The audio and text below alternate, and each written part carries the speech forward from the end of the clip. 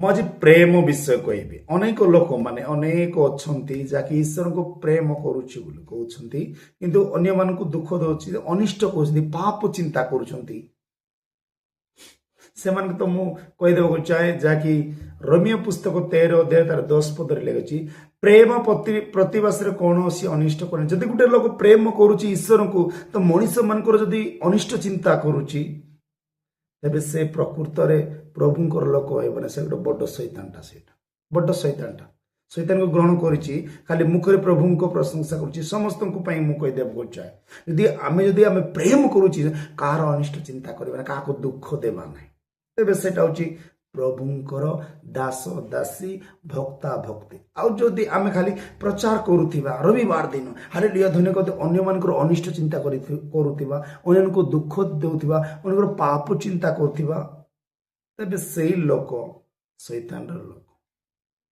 ଯଦି ସତ୍ୟରେ ଯୀଶୁଙ୍କୁ ଗ୍ରହଣ କରିବା ଲୋକମାନେ କାହାର ଅନିଷ୍ଟ କରନ୍ତି ନା, କାହାର ପାପ ଚିନ୍ତା କରନ୍ତି, କାହାର ଭୁଲ ପଦକ୍ଷେପ ନିଅନ୍ତି ନା, ଏମିତି ଲୋକ ଯଦି ଅଛି, ସୁଧୁରି ଯାଅ, ଏବେ ବି ସମୟ ଅଛି, ସୁଧୁରି ଯାଅ।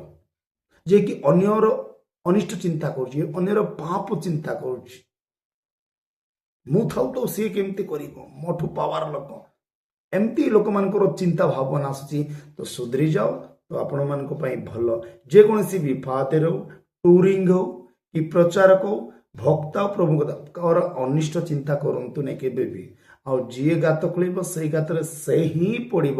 ଯିଏ ଯାହା ବୁଣିଛି ତାହା ହିଁ କାଟିବ, କହିଦେବାକୁ ଚାହେଁ। ଆଉ କେହି କାଟିବେନି ତୁମ ସଙ୍ଗରେ। ତେଣୁକରି ସୁଧୁରି ଯାଅ। ଅନ୍ୟର କେବେ ବି ଅନିଷ୍ଟ ଚିନ୍ତା କର ନାହିଁ, ଭୁଲ ଚିନ୍ତା କେବେ କର ନାହିଁ, ପାପ ଚିନ୍ତା କର ନାହିଁ, ଭଲ ନାହିଁ।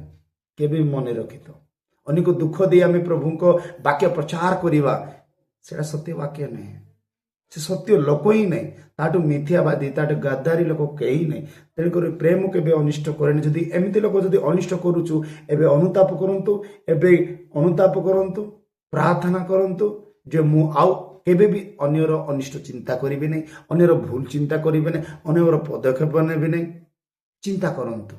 ଅନେକ ଲୋକମାନେ ଅନେକ ବାକ୍ୟ କହୁଥିବେ, ପ୍ରଭୁଙ୍କ ବାକ୍ୟ କହୁଥିବେ, ପ୍ରଚାର କରିଥିବେ, କିନ୍ତୁ ଅନ୍ୟମାନଙ୍କର ଅନିଷ୍ଟ ଚିନ୍ତା କରୁଥିବେ। ସେମିତି ଲୋକ ଯଦି ଅଛ ତ ଏହା ଉପରକୁ ହାତ ଯୋଡ଼ି କହୁଛି, କ୍ଷମା ମାଗନ୍ତୁ, ଅନୁତାପ କରନ୍ତୁ, କାହାକୁ ଅନିଷ୍ଟ ଚିନ୍ତା କରନ୍ତୁ ନାହିଁ।